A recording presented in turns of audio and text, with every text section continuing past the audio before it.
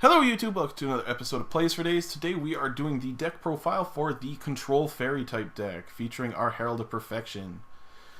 This deck has been doing actually pretty well for us. We've been doing online with it and it does pretty good. Obviously the star of the deck being the Herald of Perfection itself and the Tethys. Yeah. The main point is to draw a bunch of cards, use your perfection, negate everything your opponent has, and just, yeah, basically keep packing them. Yeah, so obviously we got the Gyaku Tenno Megami. Only use is for the advanced ritual art.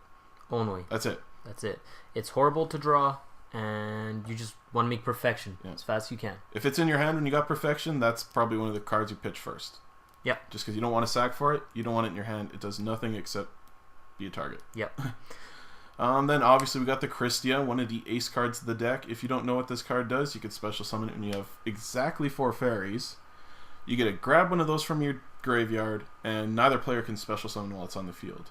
Locks down a lot of decks. And she also goes on top when she dies of the deck. So if you got that control of how many fairies you have in your grave, great card. Very good card. Obviously the huge draw power for the deck is the Tethys, Goddess of Light.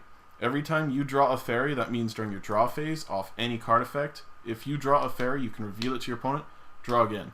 So draw for your turn, show fairy, show fairy, show fairy, and if you haven't noticed, the majority of the deck is just fairy monsters. Yeah, so. many fairy monsters. One of the other nice little cards for the deck is the Gelen Duo, however you want to pronounce it. 17 beat stick, 0 defense, or basically a Spirit Reaper effect, can't be destroyed by battle, tribute for 2. You could technically tribute it for the Christia, but a lot of times it just sits as your wall until you get something better, or a target for another card we'll show later. Yeah. One of the newer cards, we got our Holy Lightning cards. This one is the books. You can pitch a spell card from your hand to special summon one other Holy Lightning monster from your hand. Generally, it's just a pitch target, but it's not bad. I mean, after you've made perfection, you can also ditch any useless spells. Like if you draw another advanced art or anything, like you can use them. But he's generally good to just draw for this card. Yeah, just a good draw target. Yeah. One of the other cards you kind of use it for is because you could special summon it with the other Holy Light type books. Holy Lightning. This guy I think it was. You go into the Fairy Cheer Girl, or draw power. Yeah. Okay, and we got 2 Hecatrice because the Hall of Valhalla, great for special summoning out Tethys, make your perfection, just draw like crazy. Then we got more Holy Lightning Sword. Once per turn, you can send one Holy Lightning monster from your hand to the grave. This card gains attack equal to the attack of that monster until the end phase. Yep. Don't really use it for the attack. Don't really use it for the effect. The only other time I've really used that card was just as an additional summon for the other guy, which is great. We go into Palydynamo a lot just to control the amount of fairies. And you get to draw, so it's good. And just amazing card. Amazing card. It's the Manju. Yeah.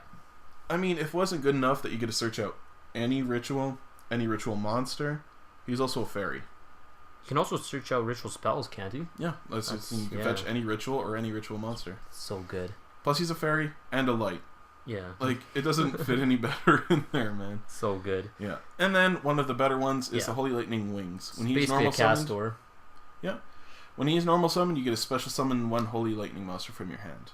So, you normal summon him, special summon something else. It opens up a lot of plays, especially if you had a Gelen Duo survive. She helps. You can go into her if you already have one of him out, or her, and you get to draw. Yeah. And get your drawing. Draw engine going. Yeah.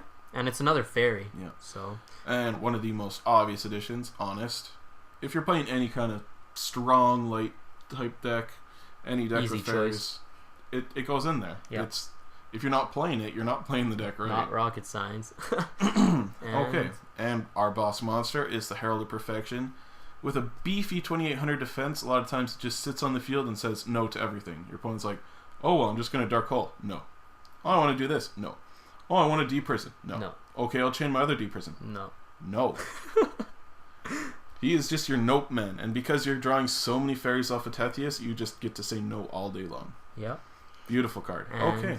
One of the new cards. The Trans turn. This deck opens up the plays so hard. You play 3 because you normal summon the Manju, fetch either your ritual monster or your ritual spell. Trans turn, get out your Tethys, special summon your Perfection, and just wait for the draw cards to come. Yeah, it's so good. Just amazing Great card. Obviously, we got the Heavy Storm just for clearing up the back row. That way you can get rid of a bunch for the cost of 1 negation, potentially. Yeah. Got the 1 day apiece just because you want those cards to just draw and go off. Got the Pot of Avarice. If you have a bunch of fairies in the grave when Tethius hits the field, just send them all back, draw 2. If you're not drawing a fairy out of those, it kind of sucks, but you get your draws going. You recycle your Megamis back to the deck, for example. There's a lot of times where we're just draw into them. Send them on back, draw 2. Yeah. And then the Magical Mallet. Obviously, you recycle your guys back into the deck, draw more cards. Oh, the effect goes off? Yeah, draw more. But I mean, like, you could add in Reload or another Magical Mallet, but I find this is a really good mix because, like, sometimes it's hard to get the effect off of drawing into more fairies, and, like, you don't want to make it any tougher. Yeah.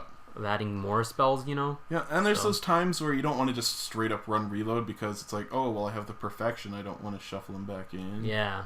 So it's a really good card. And one of these. We got Preparation of Rites. Add to your hand 1 level 7 or lower ritual monster card from your deck. Then you can add 1 ritual spell card from your grave. That is a very good card. I mean, on top of just being good on its own, just of adding the ritual and the monster, I mean, like, the monster is good just to use to negate with Perfection. I mean, it's just that extra negation. It runs through your deck and lets you fetch the Perfection, which is great. Yeah. If only it said you draw. Yeah, right. Yeah, no. Anyways, we got the Advanced Ritual Art. Obviously, send the Megami from the grave. One tech. From the deck, you mean? Yeah. Yeah, 1 Megami from the deck to the grave, special summon. Yeah. One thing I was thinking about was running the actual ritual, just because the Maju can still fetch it, and sometimes you got the Megami in your hand. Could. But that could make you minus from a, you have to discard the monsters. Yeah, but if you got both Megamis in your hand, like we've ran into a couple times, it's an idea. It is. It's an idea. It's not bad. Okay, and then we run 2 Valhallas. You don't really want to run more than that. It's a good card on its own. Get a special summon something. Yeah, 2's enough. You get your Tethius, it opens up plays pretty good. And 1 Judgment.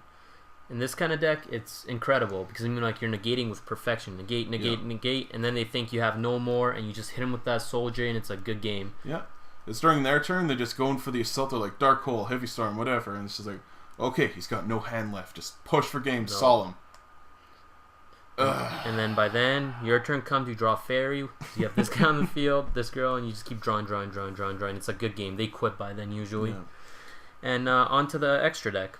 Because we run a lot of level 5s, obviously the Tethius, we can go into Tyrus, we can go into the Volcasaurus, stuff like that. Yep. Don't want to run too many because you really don't want to overlay the Tethius. You want to draw. Yeah. Then we got a bunch of level 4s, like Utopia, obviously a good light target, Conceal Omega. Great for negating the spells if you don't have your Perfection out yet, plus it's a light. The Papal Operative, you get a flip face downs into attack position, it's a light. One of the more used ones, yeah, Paladynamo. Paladynamo, obviously, it's great for control if you want to send the 2 to the grave, reduce something to 0, and if it dies, draw. And you have your Tethius on the field. Good card. Really good. And 2 of the Fairy Cheer Girl, just because you gotta draw a card. Yeah. If it's like, I don't want to wait for my opponent to destroy my Paladynamo, well, yeah. Send a Fairy if it's like your turn and you got, Tethius out, you can just summon out, like, let's say this guy, do an additional summon and make her draw another, and then if it's a fairy, draw. Yeah, one of the good plays is if you, say, for example, you get your Hecatrice, you search out your Valhalla, special summon your Tethius with the Valhalla, normal summon your Lightning Wings, and any one of his, something else. Then obviously you got your Tethius, Cheer Girl, draw, more than likely draw again. Yeah, and keep drawing, going. So, good stuff. And plus it's a fairy for Christia. Yeah, so if she dies before you can really get the effect off, that's 3 fairies in the grave. Yeah. Good stuff. Maestroke, obviously, 1800.